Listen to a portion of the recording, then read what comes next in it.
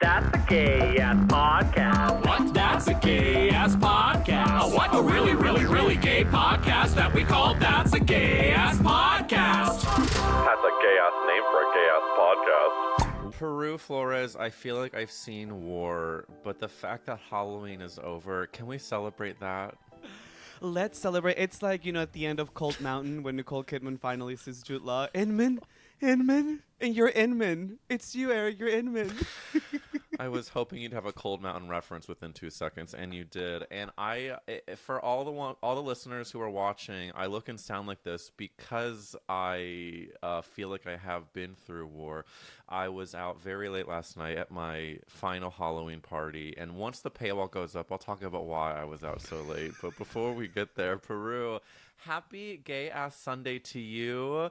Have you had a slutty weekend? Has it been chaste and straight? How's it been going? Really scared straight is the word. Sure. Based on the straight costumes and straight people out for Halloween. New York City. Halloween is definitely not just like gay Christmas, but just New York City Christmas, really. Oh my God. Can I tell you something? I went out for the first time in West Hollywood for Halloween on Friday night on the actual Halloween holy day. And it reminded me of New York City in a bad way. I don't like Halloween in New York. I don't like, in terms of like 6th Avenue, I don't like being stuck on a street feeling like I can lean and touch a stranger. I'm on a subway seeing people in masks knowing that they feel very confident to hate crime me without any litigation, and West Hollywood on Friday was that for me. And but I'm already complaining because I am Jewish. But before I continue to complain, can we let the listeners know how much of a star you are? Everybody, this is Peru Flores, such an incredible podcaster, comedian, writer, actor. You host Pioneers and Trailblazers. You had a show at Joe's Pub called White Savior. You you very sweetly recorded an episode with me for your very podcast. So the fact that we get to do this with you, Peru, is so exciting, and I want to thank you for being you.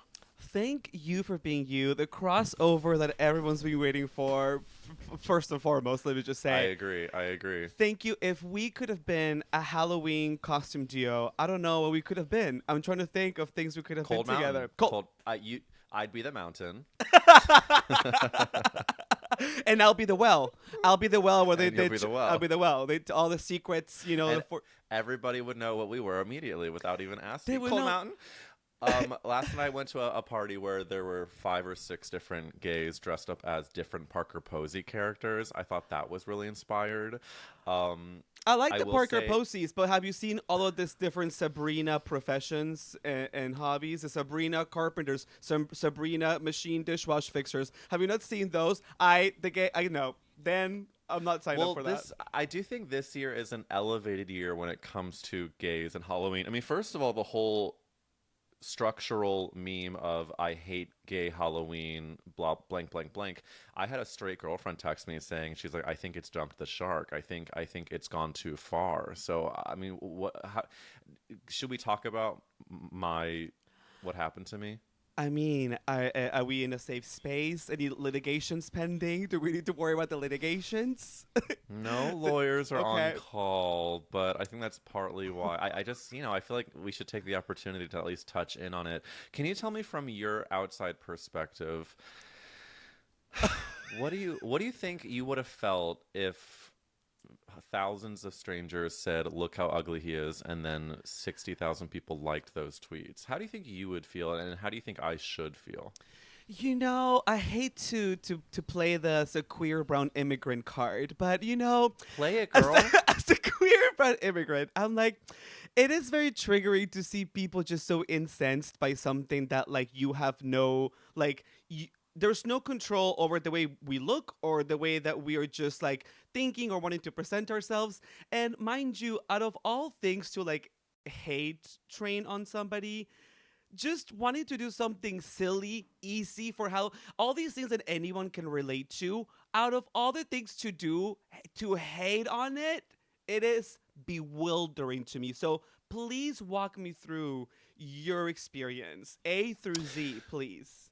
Well, let me tell you that you make a good point that people chose to pile on something very crazy, which is my hairline, my face, and really just everything about how I look and Your am. existence, your existence. My existence. And that's partly why I'm mostly okay, but I also have been like pockets of not okay. For anybody listening that doesn't know, I'm sure you do because I've been posting incessantly about it because that's the only way I've learned how to deal. But I posted my Inside Out Dad costume a week ago today. A week ago, it was a Sunday. Never forget.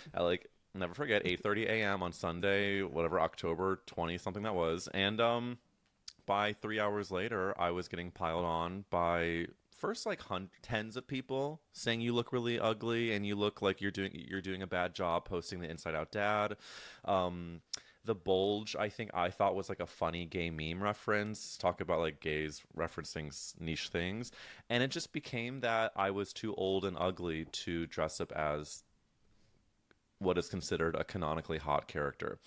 So my first reaction was genuinely like, I've done something bad. Maybe I had like a secret racist caption. I checked the caption, it was not. Did I do something problematic in the picture? And then once I realized that everything checked out and it was just strangers being mean, I was able to enjoy the chaos of it. But if I'm really being honest, Peru, my worst day was on Wednesday of this week when it all had died down and I was just left with the images of people saying how ugly I was. And then I like looked at myself in the mirror and I was like, am I fat and ugly? Which again, I don't think I am, but like it's impossible not to feel that way when that many people are saying those things about you. So now I'm just like genuinely so happy that Halloween's over. That's how I feel right now. I'm sure I'll continue to process it. But I'm mostly feeling like all press is good press, and I'm so grateful that so many people got to see that That's a Gay Ass Podcast exists. But again, I am grappling with the visual of the mean comments and trying to like parse through what I feel about myself and how I should internalize any of it, which I should not internalize any of it, but it's impossible not to. Was that an okay explanation, Peru? Was that too much? Very succinct, and thank you so much for that. It really is getting us really in your brain. But as far Thank you. Number one, like, as performers and J.Lo's the Hustlers that we are, both you and I, that should be my Halloween costume. J.Lo and the Hustlers. Ramona. By the way, Ramona. I still think that she should have received an Oscar nomination for Hustlers. Don't even get me started. Sue me. We cannot go on a tangent about Hustlers and the fact that Miss J.Lo got snubbed, and now we're trying to make up for it by trying to give her some praise for Kiss of a Spider Woman when really Which I haven't seen yet. I mean, I heard it's campy in all the ways. Talk about polarizing opinions. Talk about hate trains. People, you should call J.Lo. We should have J.Lo on. Because out of anyone who will understand being piled on with shit That's comments, true. you were the J.Lo of Halloween, and guess what? I'm Team J.Lo, and I'm Team Pixar Daddy. Thank you so much, Peru. And you know what? I talked to somebody last night, and they did give me a very good reframe. And the reframe was that this was a test from the universe to see how you respond to hate trains. Much like J.Lo has dealt with hate from the start. People told her she was a bad actress from the jump, and I think The Wedding Planner is one of the best films of all time. Just the charisma and like star power that J.Lo has on screen. I think, and listen, it's so ironic that you mentioned this because J.Lo first got her hate train, I believe, as soon as people realized that she was a threat and that she was starting to take over conversation, and people did. And listen, she was the first powerhouse Latina who was out there at the Grammys wearing that Versace dress that everyone in the world, even to this day, know about it. I'm sure there was some I hate Halloween because what do you mean you're J.Lo at the Grand? Like, there were so many. That dress, I think, we talk about on the pod, of course, what made us gay. And I do think that the green tits out Versace moment, it was, I don't know how old I was when that happened, but I just remember being like, so in awe and had just only respect for my queen, who was going on that red carpet and not afraid to make a statement. And to your point, she received so much hate from that. And slut shaming. Talk about the slut shaming. Of course. And slut shaming from like a Latina's perspective too, because it's just like, Yeah. so like the white skinny licious girlies get to be sexing show full back, but then with the Latina who has no wherewithal with like her curves and how she was born and freaking like, so now we're like, trying to like freaking like Right. be like, no, we're not doing that. And then she had the audacity to try to be a full-on pop star after doing Selena. And when I tell you, even to this day, again, we're okay with mid white musicians or any mid kind of content, but then somehow J.Lo has to be extraordinary at everything, and just because she's like an okay singer and okay, then we're just like, she should go kill herself. I'm like, y'all need to relax. Exactly. People really do need to relax, and I do think that we cannot discount the campiness of her at the inauguration singing "Let's Get Loud" to "This Land Is Your Land." I think she knows what she's doing, and to her, again, queendom, we respect that this is a woman who has taken every single troll, every single hate train, and disregarded it. And listen, I don't know what she is like to service people. I hope she's gracious. I hope, I don't. Oh, have you? Oh, stop it. Tell me. What happened? Let me tell you. And this doesn't even have anything. Number one, not rude. Not rude. I will debunk that right now. Yay! It's not rude. Not rude. She likes red meat. She's a steak eating girly. She's a carnivore. She likes her protein. Listen, we're setting the record straight. J.Lo likes red meat. She likes red meat. And when asked how she likes her meat cooked, she said, "Cook it good." And I quote, unquote, "Cook it good." And you have to guess what that means. And you know what? She knows that you should know what good is. So you know what? She's not even going to venture and tell you. We love a queen who sets up an obstacle course to her servers. Yes. Cook it good.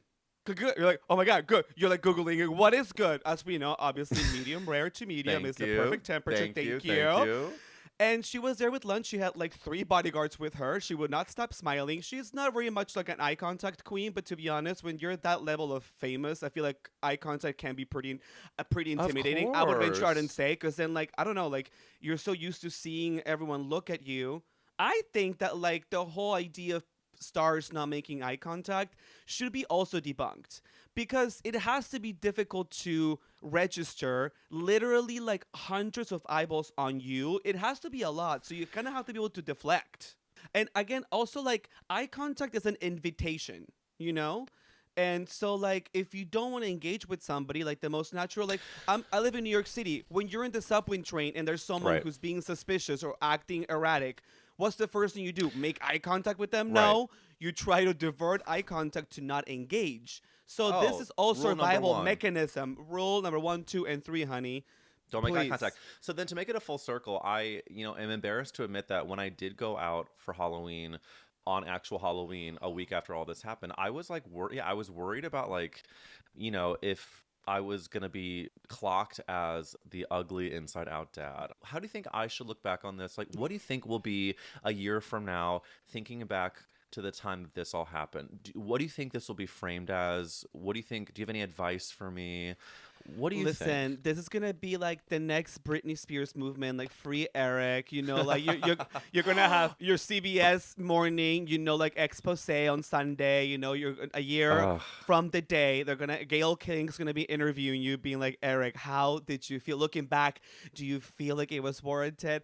And honestly, like I say, even like when like any of your clips, like I've had like a couple clips go like very viral, and then like people are always trolling on the comments. I'm the first person, Eric, to respond to every single troll. Oh. Because I've learned in the essence of like, I don't know, like I'm from the spirit of like the Bianca Del Rios, the Joan Riverses, the Kathy Griffins, who are just like, you know what? Like, we are just going to double down. And if you have a hate, I'm just going to try to out troll you. So I literally engage. I do think that there is a world that I could figure out how to do that. I mean, you're not alone. There's another amazing comedian that I love that's done the pod, Anania. Her show Gaydar is amazing, and she posted the Honey Bunches of Oats woman as her Halloween costume. Yeah. And it was beautifully done, but some people were trolling her on Twitter, and all of her clapbacks I thought were just chef's kiss, just so beautifully done. And I do think I try to take the route of like I don't have the time or the energy to clap back at all these people, but I do think there is a world that there's like a strength in trolling back the trolls. But listen, I think because the time is ticking and I want this paywall to go up so we can really get into horny conversations. You have so many great horny conversations on your podcast, Pioneers and Trailblazers. You call your listeners townspeople.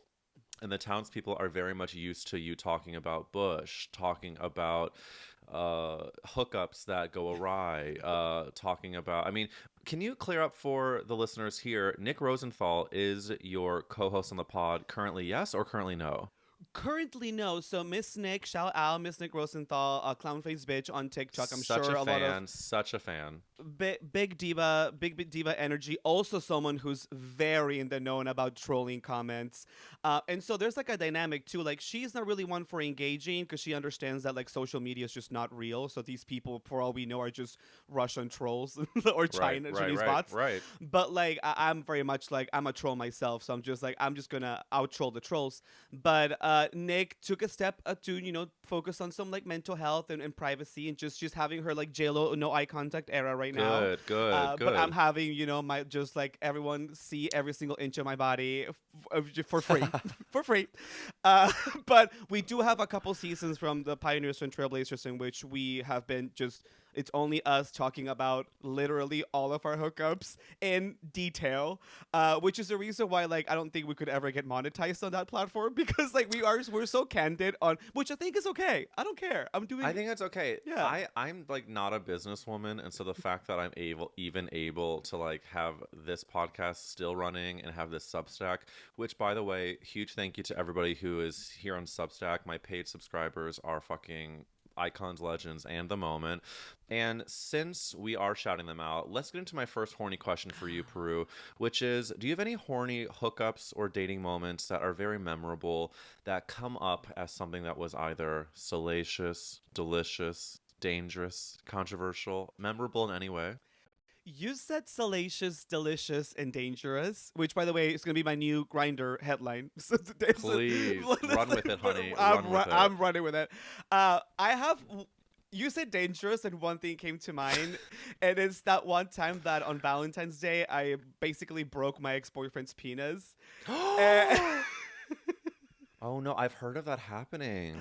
Oh, trust. Happy Valentine's. Were you sitting down, and then you went... I mean, it's a whole thing. I like had flown out to Ohio from New York because we were doing long distance for a little bit while he finished school. So Cute. Of course, the first thing on my brain is just like, as soon as I land, I gotta have you. I need to get. Absolutely. I don't know if I can cuss or get really graphic right now, but like, do it. But dude, I was like, I need you inside me. So I was texting him and I was like, hey, listen, as soon as I land, the first thing we're gonna do is we're gonna get in your car. We're gonna pick up some Chipotle on the way to your home because I want to have a meal ready after. Right. Listen, I'm a woman who thinks. Again, I'm J.Lo's the hustler. I gotta 10 steps ahead. 10 steps ahead. We're gonna fuck so good. You're gonna fuck me in every which position, and then as soon as we're done, we're gonna get some Chipotle and we're gonna watch some Netflix. I was so horned up for him that we were on his bed. We were doing like the spread. It was like Chicago spread eagle, pop, squish, scissor lip shits everywhere. And then I'm like a really like adventurous girly in which like I'm down to clown and try like different positions.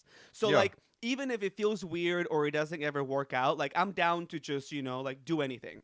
Right. So we were like doing like Cirque du Soleil, and then I was like, I'm gonna like get on the floor and then. For the rest of this interview, head to Substack, linked in the description. You can also watch bonus episodes with Mikey Graceffa from Death Becomes Her, Isaiah Rutledge, Sunset Boulevard's Jimin Moon. We have Derek Cage, Patrick, Nick, Thanos, Mark. They're all hot. The stories are amazing, and you should go check it out at substack.com/@EricWills, linked in the description. I love you. Bye.